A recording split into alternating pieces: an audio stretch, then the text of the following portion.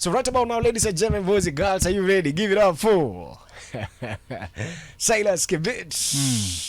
Semaje mzee? Nzuri mzee, nashukuru. Mazee tuko kupiga tu story. Leo mambo ni kuchukulia serious. Kweli. Tupige story. Sasa si kama tena Silas Kibet Kimboi, leo ni kama Silas Josh. Naam. Msanii. The first time ukilicheki tupige na wewe interview ni 2 years ago. Tulikuwa tunapatana kwenye mic tu na kuambia yao mazee na kuaje, kazi iko vipi pale, nini fresh, utakuwa unapiga hivyo story inaisha. Kweli. And of course juzi sasa wakati umenitafuta nikakwambia yao nitakuwa kwenye Satu Vibe mazee, alafu sikuwa nimepangia pia nani ambaye atakuwa kwenye Satu Vibe, nikasema basi mwanangu huyo lazima aingie niweze kupiga naye story. Naam. Sasa leo napiga story kama msanii.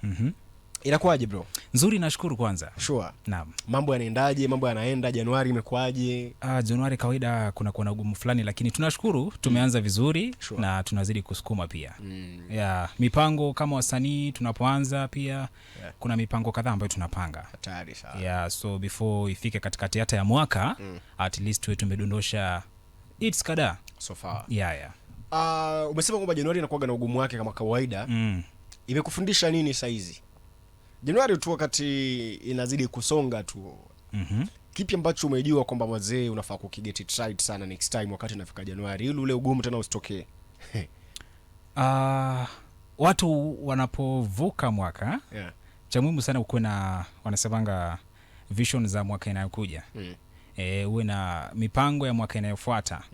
So anytime, hata ni msanii, iwe ni mzazi, anybody, lazima ajue mwaka the next year inakuja na vitu gani. Kama ni kumpeleka mtoto shule, ajue anafaa kufanya kitu fulani. Msanii lazima ajue, lazima mafans wangu ni wape kitu labda Januari ndio ajue bado niko, ama Februari, kitu kama hiyo. So kitu imenifunza sana ni kukua na mipangilio. Kwa na mipangilio. Noma sana. Bwana, maisha na muziki ilianzaje?